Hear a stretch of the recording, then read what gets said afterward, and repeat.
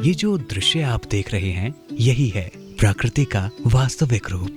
घने जंगल, ऊंचे पेड़, बहती नदियां, मकड़ियों के जाल, चट्टानों पर चलते कीट और इन सब के बीच एक शांत आदिवासी जीवन। ये है बस्तर का असली चेहरा। वो बस्तर जिसकी पहचान एक समय हिंसा, सन्नाटे और अधूरे सपने से होती थी, जहां खौफ ने जीवन की रफ्तार को थाम रखा था। पहले भी स्कूल था, गुरुजी लोग आने के लिए डरते थे। वो काय के लिए डरते थे, वो नक्सली आएगा, हमको ऐसा पकड़ के पीटेगा, मारेगा। पहले बहुत खतरनाक था।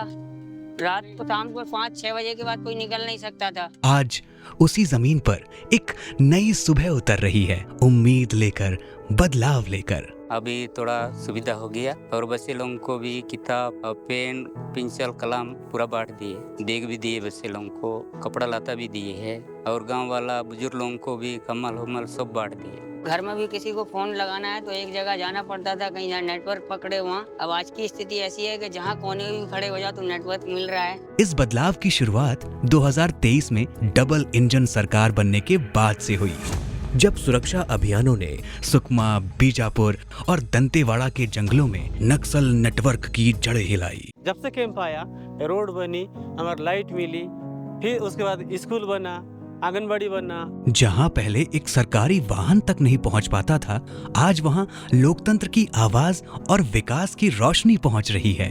बस्तर में 40 सुरक्षा कैंपों की स्थापना, 221 किलोमीटर सड़कों का निर्माण, 521 मोबाइल टावरों की शुरुआत और 40 से ज्यादा गांवों तक बिजली की पहुंच।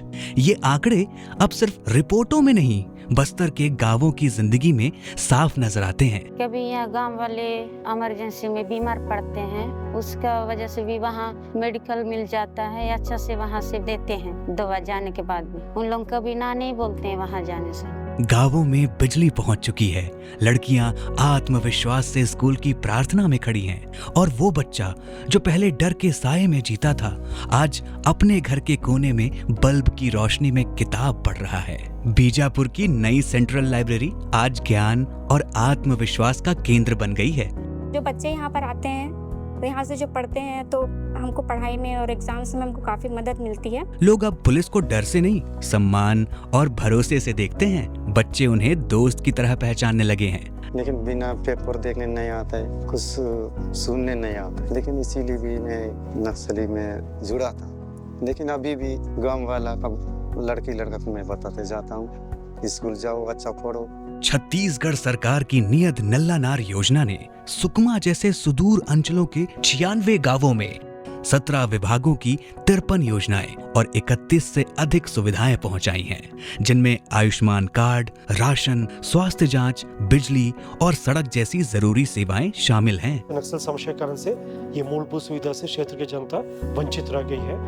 इधर कनेक्टिविटी प्रोजेक्ट्स का जो बेसिक कम्युनिटी जैसा स्कूल, हेल्थ सेंटर्स, रेशन दुकान, बिजली आपूर्ति इत्यादि सुविधा से क्षेत्र के जनता को लाभान्वित करने के लिए शासन का एक नियत निलंबन कार्य योजना है, जिसके तहत हम सभी प्रकार का विकास कार्यों और वेलफेयर स्कीम्स को जनता तक पहुंचाने के लिए काफ़ी बेहतरीन कोऑर्डिनेशन के साथ अभी जिला प्रशासन, सिक्योरिटी फोर्सेस, पुलिस फोर्स और इधर का पंचायत लेवल का जो प्रतिनिधि है और संपूर्ण सभी स्टेक होल्डर्स ने आपस तालमेल के साथ अच्छा काम करें, जिसकी पॉजिटिव आउटकम भी हमको देखने के लिए मिल रहा है। बस्तर ओलंपिक में हजारों युवाओं की भागीदारी ये सिर्फ खेल नहीं है, ये एक इशारा है कि बस्तर अब अपनी पहचान संघर्ष से नहीं, अपने हुनर और आत्मविश्वास से बनाएगा।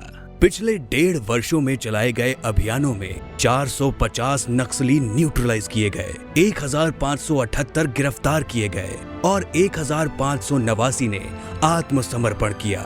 2024 में जब देश के गृह मंत्री ने घोषणा की 2026 को इस देश की भूमि पर से हम नक्सलवाद को पूर्ण रूप से समाप्त करने का काम करेंगे, तो ये सिर्फ एक राजनीतिक बयान नहीं था, ये उन लाखों लोगों के संघर्ष और विश्वास की मुहर थी जो दशकों से ये सपना देख रहे थे। और आज बस्तर ये तय करता है कि वो नए भारत का उभरता हुआ आत्मविश्वास है, जहां विकास कोई वादा नहीं बल्कि जमीनी हकीकत है।